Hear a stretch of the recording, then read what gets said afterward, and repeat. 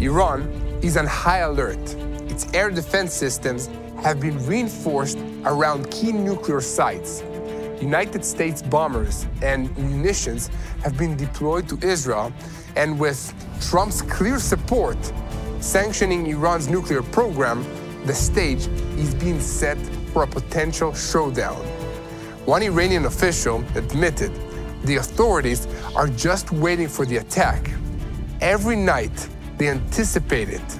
Everything is on high alert, even in sites that no one knows about. Another high-level Iranian general declared that his nation will wage an attack designed to obliterate Israel. So the question on everyone's mind right now is Israel on the verge of a preemptive strike against Iran? And if it happens, what would it look like? Before we dive deeper and uncover the answers to these critical questions, make sure to subscribe, like, and share, and stay ahead of the story and pray for the peace of Jerusalem.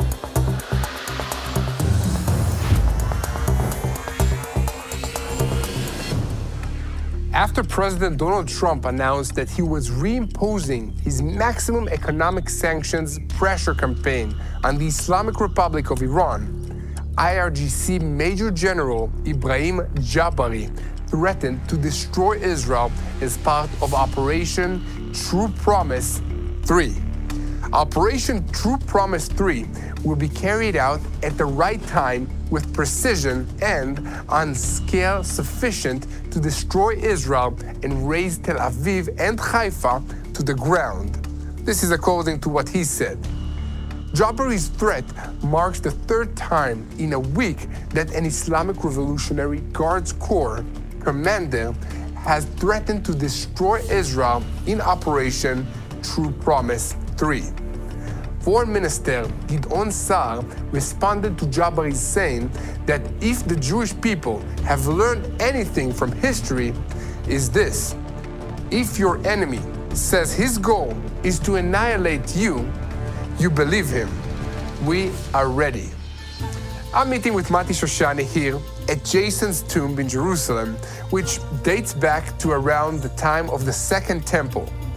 Interestingly, a few centuries earlier, the ancient Iranian-Persian Empire, King Cyrus the Great, issued a decree allowing the Jewish exiles to return to Jerusalem and rebuild the city, reflecting on history. Despite current tensions between Israel and Iran, there was a time when these nations were allies. Perhaps in the future, such a relationship can be rekindled. What's up, Mati? Good to see you, Yair. I'm hungry. I am too, always. Let's go eat some pizza. So, Mati, we're gonna eat the most American thing, which is actually Italian. In fact, did you know that pizza is actually an Israeli invention? Yes, the first to invent the pizza, then the falafel, then the hummus. But because the Romans were in control of Israel, and that's where the pizza came into play here. All 100% made up right here in the spot. Join my guided tour. This is some spicy stuff, very good. Let's see if Mati can handle it. I'm gonna stop working, more eating. Opa! Thank you so much, sir. Okay, Mati, bon appetit. Oh. Ew, that was amazing. Cheers. Yep, definitely. Mati, Netanyahu has been warning against the Iranian threat for many, many years now. And just recently, it seems like the United States are stating that Iran has enough uranium to create 6 nuclear weapons. Are we gonna do something about it? Aside from eating pizza? Yeah. Yes, I think we should. I think we should. So, look, for many, many years, Netanyahu was the guy shouting, wolf, wolf, Sure. The Iranians are going for the bomb. Israel, the US, many other countries have done a whole lot to slow down the Iranian program. They probably would have had a whole arsenal of prepared nuclear warheads by this point if they weren't slowed down up till now. But they have been slowed down. Now they're sort of at this weird crossing point where the US under the Trump administration is saying maximum pressure. Yeah. Going back to what was before the Biden administration, maximum financial and possibly military pressure on the Iranians. And the Iranians are freaking out. Yeah. They're saying, look, if you think you're going to pressure us and going to scare us, let us show you what we're able to do before you are able to attack or do anything like that. True. And I don't know how serious they are about it. I know they're dealing with an incredible amount of internal pressure of a public that is more and more against the Iranian government itself. For good reasons. Yeah, for many good reasons. They've been having an ever-increasing series of riots and violent demonstrations against the government. And the government, to put down those demonstrations, Violently. has been forced to use more violence than ever before, including mass arrests, including using open fire or live fire into demonstrations, including raping protesters to humiliate them and make them stop demonstrating. They've pulled out all the stops. But, and this is a true but, they do have the ability to make a leap for a bomb. 6 warheads. Yeah, that is on the table. It's saying, okay, they have enough enriched uranium that if they further enrich it, they'll be able to create a bomb. One, there's multiple steps in creating a bomb. Yeah. It's not just having uranium, you need to enrich it to a certain level, which they haven't done yet. They've almost enriched it to that level. And the second one is they need to build a warhead, then they need to have the ability to deliver the warhead. True. They are missing the 2 last steps. They have missiles, they're not reliable and not accurate enough, and they don't have the warhead technology yet, but they could develop it. And it doesn't very fast. It doesn't take that long to develop it. They also could buy it off the shelf. It's just that the Russians and other countries or North Koreans have withheld selling the technology in full yet for fear of Western retaliation. So it is a valid threat. Yeah, and in the meanwhile, the United States has been placing B-52 bombers in this region. Okay, Israel destroyed all the aerial defensive systems in Syria, and a lot of it within the Islamic Republic of Iran in the previous strikes. Okay, in the meanwhile, the Iranians have positioned additional anti-aircraft defense systems surrounding strategic locations and military bases in the Islamic Republic. But are we about to see an Israeli U.S. strike against the nuclear facilities of Iran, or are we going to go into diplomacy or something like that? Let me ask you a question in response. Between the U.S. and Israel, do they have the ability, or do we have the ability, to bring down the Iranian government, to bring down the Iranian military and the let's call it the forces that keep their economy going? Absolutely. Okay. But why am I asking that question? Because I think people are always asking the question, can you stop the nuclear program? And there it's much more complicated because the nuclear program... Only the nuclear program, it's hard because it's somewhere in the middle, underground. But not just that, it's also knowledge. It's not just the machinery. Even if you stopped everything today and destroyed everything they had, which is virtually impossible without invading Iran completely with ground forces, it still wouldn't really stop it because you'd set them back, it wouldn't cancel the program. But if you look at it from a different perspective, could we shut off electricity? Yes, absolutely. Yeah. Could you deny access to their ports in and out? Yes. Could you shut down their airports? Yes. Could you cut their economy completely? Yes. So all of those pieces are what makes a government work. Yeah. And you could deny the access to their government to everything that allows them to stand power, which means de facto the end of their government. Yeah. So there's a really big, thick middle ground between stopping a nuclear program, stopping the entire country. Exactly. And I think that's in my opinion, a wiser way to look at this, which is Iran is not playing a zero-sum game. It's not like we're going to the bomb regardless of whatever the ramifications are.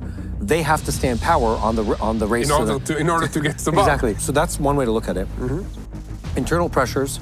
They know bad days are coming for them as a government. Yeah. Then add into the mix the fact that both Israel and the United States military forces, they're far more trigger-happy now under the Trump administration versus the Biden administration. That's the generals that were leading the fleet in the Red and Arabian Sea, saying those words against the Biden administration. And then you have another big piece in the mix, the Saudis. Yeah. Saudis are the arch nemesis of the Iranians. The Iranians are Shia, the Saudis are sort of kings of the Sunni Muslim world, and they're enemies. The Iranians are envious of the Saudis' power and their wealth. And the Saudis, why do they have a strong army? Why are they fighting for power in the Middle East? Because the Iranians are constantly looming over their head as this threat of, if you misbehave, we're bringing down your economy. And they have the power to do that. So they're deeply concerned of that. They want the U.S. to commit to them, no, we're in alliance. They want Israel to say, no, we're in alliance. And then the Iranians have almost nothing against them. True. That's what they're looking for. And if that happens, Iran is further weakened.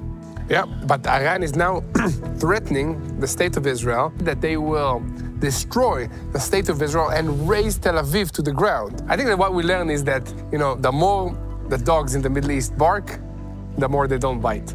Last year, under President Biden, Iran attacked Israel twice. While we had the United States support, it came with strict conditions that limited our response.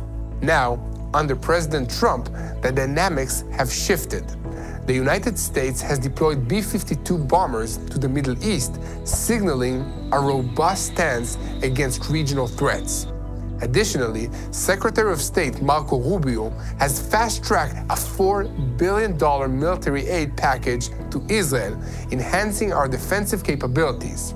This aid includes advanced munitions, precision-guided weapons, and missile defense systems. This is bolstering our military readiness. With these developments, Israel is now ready to take a more offensive role to ensure our safety. And guys, if you like this content and you want to stay updated with what is happening in Israel, please like, share, and subscribe. Join our YouTube channel at TBN Israel for daily updates from Israel. We want you to know what's happening and pray for the peace of Jerusalem. We're here in downtown Jerusalem, a place full of life, history, and resilience. Mati, growing up here, this was a whole different experience. Terror was raging, bus bombings on our way to school right here in the city. This is what's unique about this place. It's rebuilt itself out of the ashes of countless terrorist attacks, time and time again. From the biblical times, the enemies of God want to destroy us. So this is what's happening now, another war. Israel is still here, we're celebrating, and thanks to your help, Israel is rebuilding. Your support has been incredible, restoring our forests and healing the land after so much destruction. But there is still so much more to do. Israel needs your support now more than ever. So stand with Israel. Click on the link below, plant a tree, and continue to help us rebuild. From here in Jerusalem, it's clear Israel will always persevere and stand strong.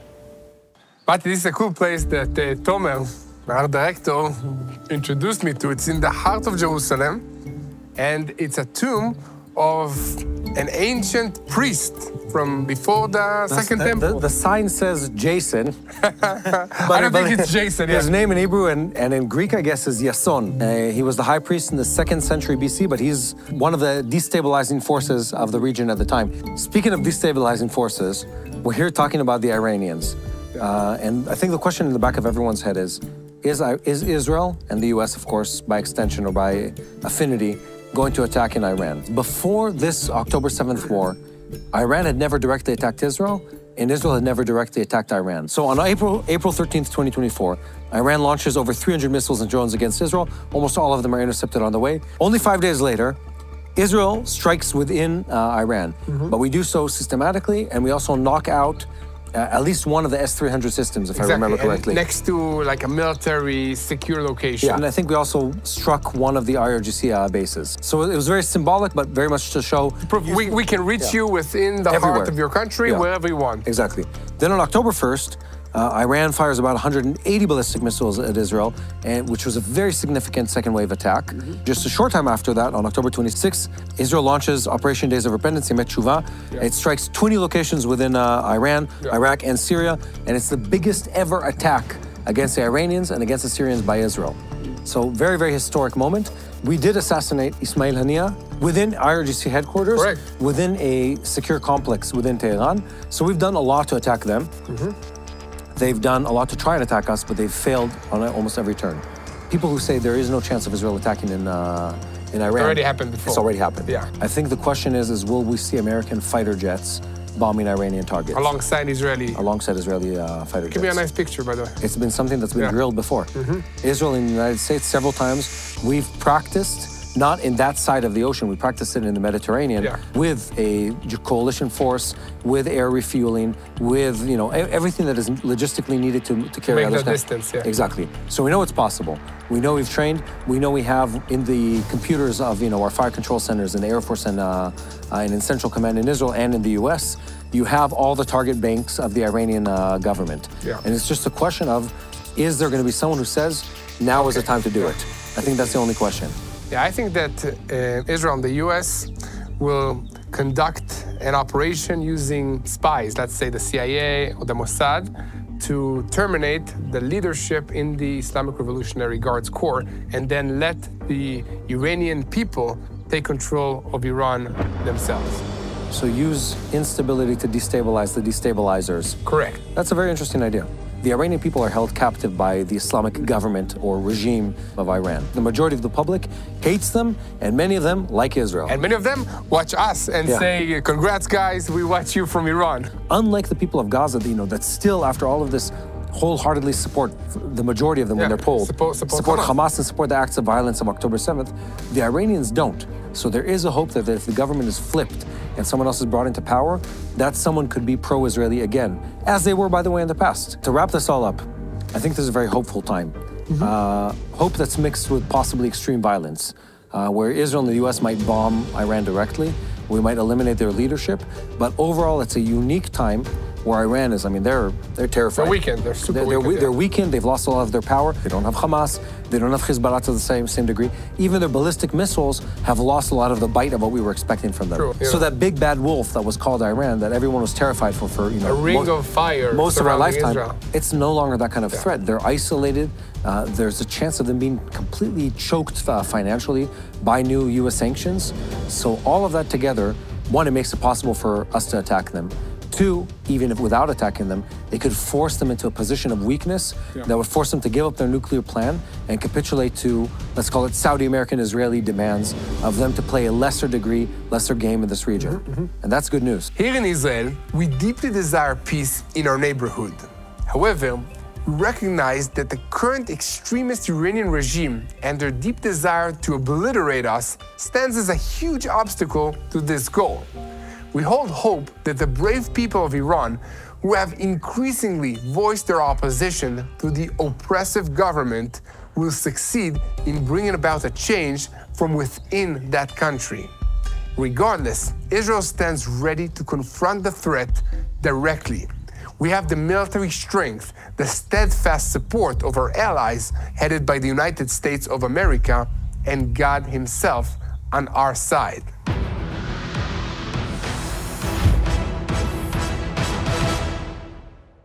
Hello, this is Mati here in Jerusalem with TBN Israel. This is Yair Pinto from TBN Israel here in Jerusalem. TBN Israel is keeping viewers informed with Israel-focused news, culture, and what God is doing in this land. Support TBN Israel today online at tbn.org/Israel. Thank you.